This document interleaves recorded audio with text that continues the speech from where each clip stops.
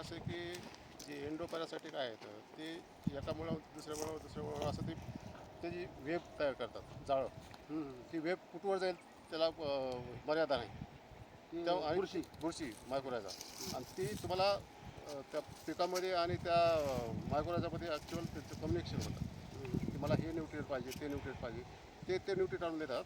दुसरं ड्रॉट कंडिशनमध्ये ते पाणी आणून देतात आणि ज्या स्पोर्ट्स स्पेसमध्ये मुळं जाऊ शकत नाही तिथं मायक्रोरायझा जातात. अच्छा, ते भूदूषित जातात. हां, आणि तिथून पाणी आणून खेचून आणते ती ड्रॉप साईज हळूहळू थोडं ॲक्च्युअलमध्ये ह्यांना मी व्हिडिओ दाखवला होता.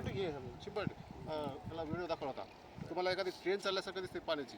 हां, मायक्रोरायझा पाणी आणून देते. मग त्यामुळे ड्रॉट कंडिशनमध्ये इथल्या SRT वाल्याचं जे उत्पादन वाढलेलं आहे त्याला मेन कारण आहे मायक्रोरायझा बुरशी.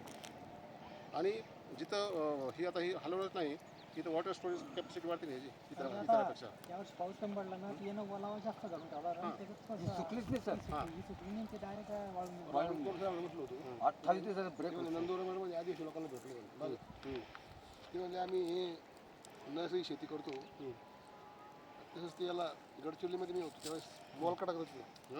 मोलका भाताचा म्हणजे असं पाऊस पडला की फेकून कल्टिवेशन टिलेज काहीच करत नाही आणि पुन्हा काढतानंतर त्यात यात फरक असं आहे की आपण बेड करतो सिस्टमॅटिक करतो बरोबर. आणि ह्याच्यामध्ये दुसरी गोष्ट ज्यावेळेस आता अतिवृष्टीमध्ये फायदेशीर ठरली म्हणजे आता 5 वर्षाचा अनुभव आला आणि ड्रॉटमध्ये सुद्धा फायदेशीर ठरली. आता ही तर जिथं मोकळी जागा लोक मशागत करतात, मोकळी माती असते ती स्प्लॅशेस उडतात बोर्डावर आणि बोर्डसड होते. बोर्डसडीचं प्रमाण मोठ्या प्रमाणात वाढतात. इथं बोर्डसड अजिबात होत नाही.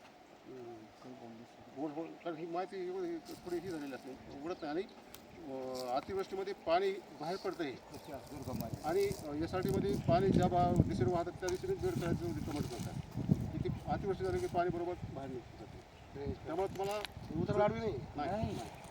आणि त्यामुळं पाणी ऑक्सिजन मुळाला भेटला की त्याचं 24 तास चालू राहते.